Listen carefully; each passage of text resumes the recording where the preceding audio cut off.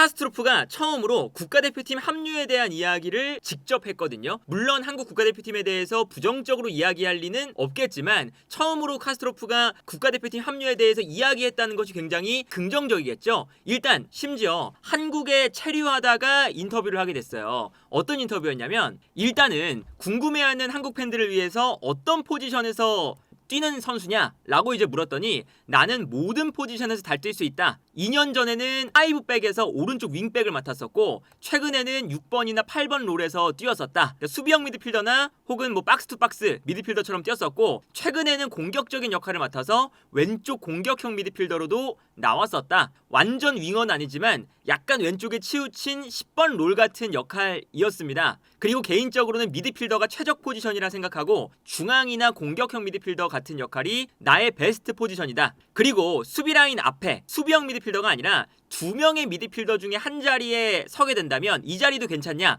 그러니까 뭐 우리 국가대표팀이 4-2-3-1을 쓰니까 4-2 할 때 요 두 자리 중에 한 자리를 뛸 수 있느냐 혹은 선호하느냐 라고 물었더니 내가 그것보다는 공격적인 플레이를 선호하긴 하지만 그 자리도 좋아한다 이런 이야기를 했어요. 그리고 국가대표팀에서 뛴다면 어떤 역할을 맡고 싶냐 라고 물었더니 한국 국가대표팀에서 뛸 때는 어떤 포지션이든 상관없다. 힘든 결정이 되겠지만 만일 대한민국 대표팀을 선택하게 된다면 감독 결정에 따를 생각이다. 라이트백에서 뛰라고 해도 문제가 없다. 하지만 개인적으로는 미드필드에서 뛴다면 더 도움이 되는 역할을 할 수 있을 것 같다 라고 이야기를 했어요. 그러면서 대표팀 합류 가능성에 대해서 이야기를 했는데 독일 언론과의 인터뷰에서도 말한 적이 있지만 한국 대표팀에서 뛰게 된다면 자랑스러울 것 같다. 기본적으로 한국 대표팀에 관심이 있는데 결정을 내리기 전에 병역이라던가 여권처럼 해결해야 될 것들이 많습니다. 서류적인 문제가 있고 앞으로 풀어나가야 하는 부분이기 때문에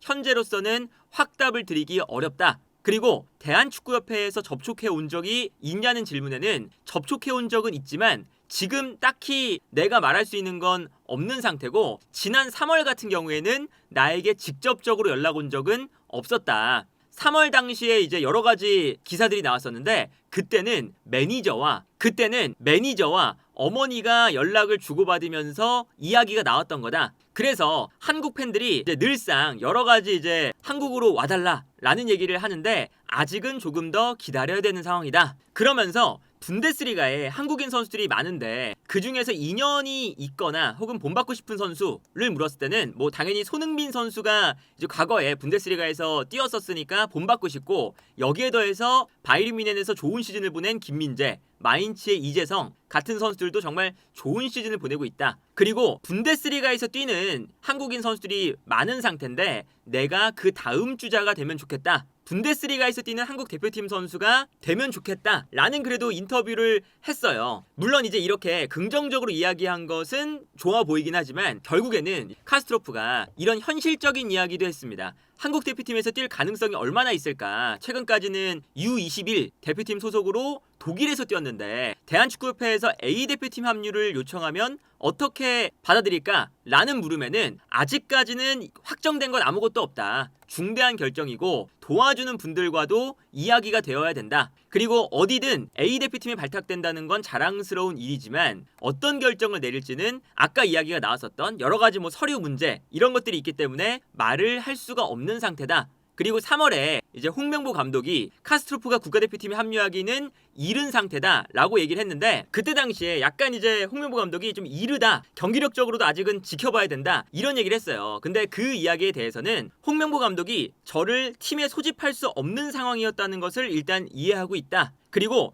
축구 말고도 처리해야 될 문제들이 많기 때문에 이제부터 해결해 내가야 되는 상황이다 라는 얘기를 했습니다. 그래서 여러 가지를 종합해보면 기본적으로 카스트로프가 이제 한국 국가대표팀에 합류하는 게 쉬워 보이진 않아요. 인터뷰만 봐도 이제 뭐 풀어야 될 뭐 여러 가지 병역 문제라던가 여건에 대한 그런 서류 문제 등등등 여러 가지가 얽혀있기 때문에 풀기가 어렵고 그리고 일단은 뭐 독일 국가대표팀도 있기 때문에 카스트로프가 연령별 대표팀을 밟고 올라온 선수라서 독일 국가대표팀을 생각하고 있을 수도 있잖아요. 그리고 여기에 더해서 다음 시즌부터는 메넨글라드바흐에서 뛰기 때문에 메넨글라드바흐가 이번 시즌에는 유럽 대항전에 못 나가지만 어쨌든 중위권, 중상위권을 늘 기록할 수 있는 팀이라서 메넨글라드바흐로 이적했다는 것도 어쨌든 더 독일 무대에서 주목을 받고 국가대표팀에 승선할 수도 있는 여러 가지 가능성이 열려 있는 거거든요. 그렇기 때문에 카스트로프가 어떤 생각을 가지고 있는지는 모르겠지만 인터뷰를 보면 기본적으로 한국에 대한 생각을 하고 있는 것처럼 보이는 멘트들도 많이 있습니다. 뭐 예를 들면 한국에 자주 온다. 과거에는 1, 2년에 한 번씩은 왔었었고 지난번 겨울이나 이번에도 이제 한국에 방문을 하면서 한국에 기본적으로 친숙하다라는 얘기를 했고 그리고 한국이라는 나라 자체가 기본적으로는 어머니가 한국 사람이기 때문에 한국인의 정신이 기본적으로는 내 삶에도 당연히 있다. 한국과 연결되어 있다고 느끼고 있다. 라고 하면서 기본적으로는 국가대표팀은 국가를 위해서 뛰기 때문에 이제 그 국가와의 유대감이 중요하잖아요. 그런 유대감도 계속 이야기를 하고 그리고 실제로 국가대표팀에서 뛸 수도 있으니까 한국어 공부도 시작을 했다. 그래서 이제 당연히 집에서는 어머니랑 한국어로 대화를 종종 하지만 완벽하게 익숙한 편은 아니기 때문에 한국어 선생님에게 배우는 중이고 그리고 한국 대표팀에 선발되고 싶기 때문에 한국어를 조금 더 편하게 듣고 말할 수 있어야 좋을 것 같아서 한국어를 배우기 시작했다. 그러니까 이런 이제 한국 대표팀에 선발되고 싶기 때문에 한국어를 배운다. 이제 이런 이야기들이 어쨌든 카스트로프에게도 긍정적인 지금 시그널이 나오고 있는 상황이기 때문에 카스트로프 자체는 한국 대표팀에 뭐 어느 정도 호감이 있어 보이지만 일단은 서류적으로 풀어야 될 문제가 많아 보인다. 그리고 당연하게도 우리 국가대표팀에 합류하게 되면 미드필더 라인에 큰 도움을 줄 수 있는 선수거든요. 애초에 뭐 우리 국가대표팀의 미드필더 라인이 워낙에 좋잖아요. 뭐 황인범이라던가 그리고 뭐 이번에 뽑히지 않았던 홍현석도 있고 이재성, 이강인도 중앙 미드필더에서 뛸 수 있고요. 일단 중원 라인에 그리고 백승호도 있죠. 유럽파도 많고요. 이번에 뽑힌 김진규라던가 박용우, 박진섭, 원두재 이제 여러 중앙 미드필더 자원이 있어요. 그런데 우리가 늘상 아쉽다고 이야기가 나오는 거는 황인범의 옆자리 요 수비형 미드필더 자리거든요. 아무래도 홍명보 감독은 수비형 미드필더를 꼭 한 명 쓰다 보니까 그래서 사실상 경기를 할 때 보면 이렇게 수비 라인 앞에 2명의 미드필더가 있지만 앞쪽에 있는 이재성이 약간 내려와서 그래도 2명의 미드필더에 더해서 수비형 미드필더 1명을 두는 요런 전형으로 바뀔 때도 있어요. 그리고 이제 공격을 할 때도 이재성이 가장 앞에 있고 박용우 혹은 뭐 박진섭 수비형 미드필더 자리에 뛰는 선수가 내려와서 수비 라인 안쪽으로 내려오고 좌우 풀백이 올라가서 이러한 전형을 만들 때가 있죠. 뭐 이렇게 센터백 가운데로 들어오지 않고 왼쪽으로 빠질 때도 있지만 어쨌든 수비형 미드필더 1명이 왔다 갔다 하면서 요 공간을 채워주고 빌드업 구조를 만드는 거 수비형 미드필더를 꼭 1명 정도 쓰거든요. 그런데 우리가 황인범, 백승호, 뭐 이재성, 이강인 이제 이런 선수들을 수비형 미드필더라고 부르지는 않고 중앙 미드필더라고 분류를 하잖아요. 그러다 보니까 유럽에 나가 있는 그리고 세계 무대에서 통할 만한 평가를 받고 있는 그런 선수들 중에서는 수비형 미드필더 쪽보다는 중앙 미드필더들이 더 많거든요. 그래서 늘상 나오는 얘기가 수비형 미드필더를 굳이 1명 두지 않고 이재성이나 황인범 그리고 이강인을 활용해서 약간 뭐 3미드를 이렇게 이런 식으로 구성하면 어떠냐 이런 얘기가 나오고 있죠. 예를 들어서 이재성, 황인범, 이강인 이런 뭐 3미들이라던가 아니면 백승호가 뛴다거나 아니면 뭐 홍현석이 뛴다거나 이런 식으로 중앙 미드필더만 3명 두는 이런 전형도 충분히 이제는 가능하거든요. 그래서 이런 전술적인 포인트는 홍명보 감독이 본인의 시스템에 대한 구조를 어떻게 만드느냐 이게 포함이 되지만 기본적으로 수비형 미드필더를 꼭 1명 쓰는 이유는 그리고 이재성이나 이강인을 저 황인범의 옆자리로 내리지 않는 이유는 4-2-3-1을 쓸 때 요 자리에 뛰기에는 이재성이나 이강인이 어쨌든 요 수비 라인 앞에 뛰기에는 적합한 선수는 또 아니거든요.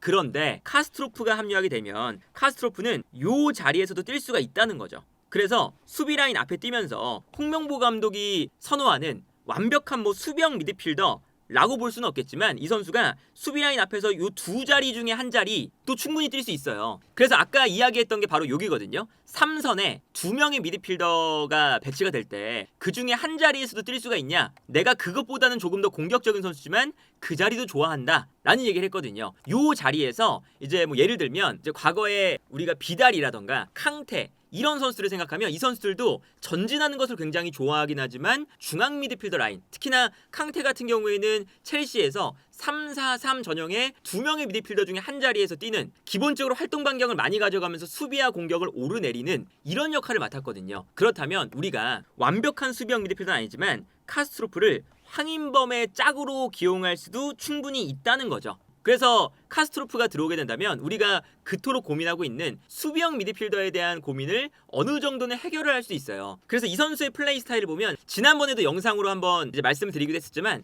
약간 이런 스타일입니다. 이 장면을 보면 카스트로프가 왼쪽에 있거든요. 근데 여기서 이제 상대 선수가 볼을 끊어서 올라가는 장면이에요. 근데 올라갈 때 이때 왼쪽에 있었던 카스트로프가 가운데로 빨리 들어옵니다. 그래서 빠르게 들어와서 여기서 상대 공격수를 막아 세우기 위한 그런 움직임을 가져가고요. 이때 볼을 끌고 들어왔던 상대팀 공격수는 앞쪽으로 패스를 보내주고 있어요. 근데 이 패스가 들어갈 때 카스트로프가 빨리 달려와서 이 패스 루트를 차단합니다. 그래서 결국에는 내려와서 여기서 카스트로프가 볼을 끊어내는 장면을 볼 수가 있죠. 이 장면도 카스트로프가 앞쪽으로 올라가 있었거든요, 이번엔. 근데 여기서 턴오버가 나왔어요. 그래서 턴오버가 나오자마자 상대가 공격을 전개를 하는데 이때 카스트로프가 바로 방향을 바꿔서 내려옵니다. 그래서 결국에는 패스가 앞으로 들어갈 때 그 순간 카스트로프가 빨리 내려와서 여기서도 볼을 끊어내요. 그래서 끊어낸 이후에 볼을 달려와서 끊어내고 다시금 앞으로 전개하는, 이렇게 중원을 계속 오가면서, 그러니까 기본적으로 수비형 미드필더다 라고 하면 수비 라인 앞에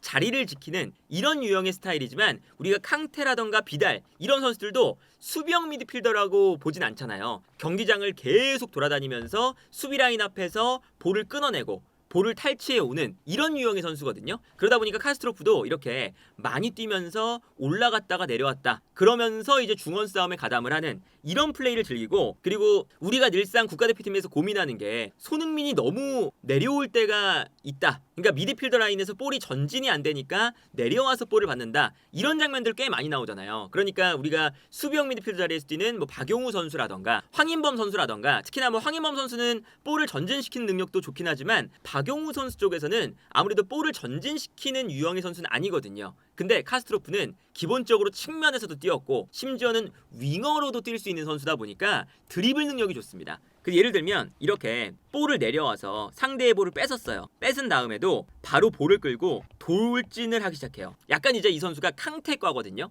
캉테도 드리블이 굉장히 좋은 선수였죠. 그래서 순간적으로 치고 나가면서 몸싸움을 이기니까 순간적으로 상대 공격수가 약간 카스트로프에게 몸싸움을 밀리면서 약간 떨어져 있을 때 카스트로프가 볼을 몰고 돌진을 합니다. 그래서 볼을 앞쪽으로 전진시키는 이런 장면을 볼 수가 있고요. 다른 장면도 마찬가지인 게 여기서 볼을 받아서 상대 수비에 두 명에게 둘러싸여 있어요. 근데 여기서도 피지컬이 좋다 보니까 여기서 지켜낸 다음에 돌아섭니다. 그러면서 두 명 사이를 비집고 나오기 시작하는데 일단 한 명의 선수를 몸싸움에서 이겼고, 그리고 두 번째 선수가 뒤에서 달려드는데 여기서도 버텨내면서 볼을 앞으로 전진을 시켜요. 그러면서 볼을 가지고 올라가기 시작하고요. 그리고 앞쪽에서 또 다른 선수가 달려드는데 여기서도 몸싸움을 순간적으로 부딪히면서 앞으로 달려나가는, 이런 이제 굉장히 전투적이지만 볼을 가지고 순간적인 스피드를 활용해서 전진시키는 능력이 되게 좋거든요. 그렇다면 손흥민이나 앞쪽에 있는 이제 뭐 이강인, 황희찬 이런 선수들이 내려와서 볼을 받는 게 아니라 조금 더 위쪽에서